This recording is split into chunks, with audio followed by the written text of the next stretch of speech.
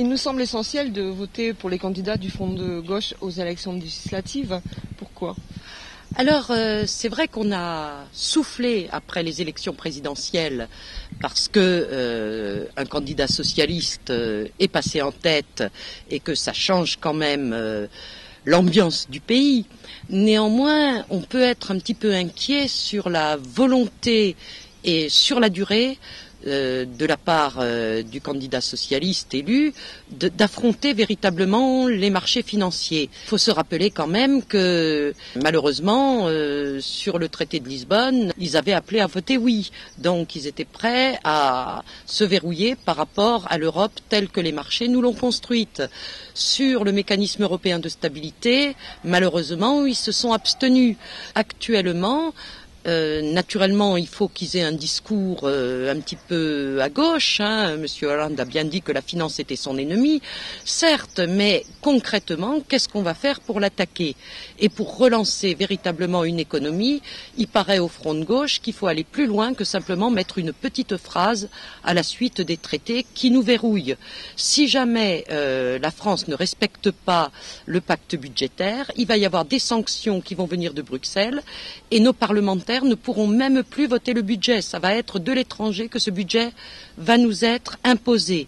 Et en plus, alors qu'on est dans une crise économique terrible, qu'on nous dit qu'on a une dette pas possible, qu'il faut absolument qu'on rembourse, on s'engage, à peine le président élu, à construire un bouclier antimissile, donc de l'armement, qui va coûter très très cher et qui va être uniquement pour relancer la machine de guerre américaine, puisque ce seront les industries d'armement américaines qui vont construire en Europe ce bouclier antimissile. Et on sait très bien que quand on construit des armes, c'est pour s'en servir tôt ou tard.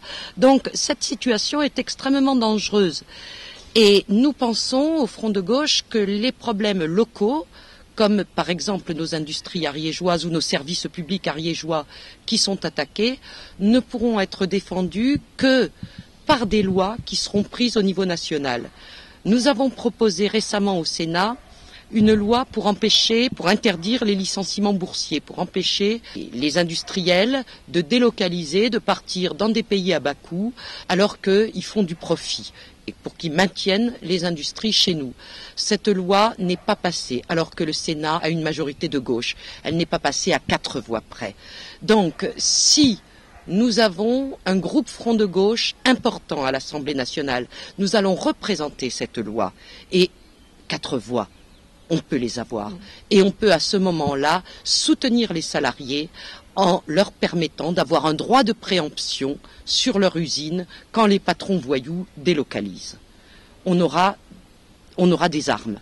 Mais ces armes, on ne peut pas les obtenir uniquement localement. Il faut qu'on se place dans une économie nationale et une économie européenne. Actuellement, nos camarades grecs sont en train de voter. Ils ont voté une première fois en plaçant Syriza en 2e position. Nous espérons que le 17 juin, ils vont placer Syriza en tête et que enfin en Europe, il y aura un pays qui dira non à ces politiques d'austérité. L'austérité ne peut amener que l'austérité et la récession.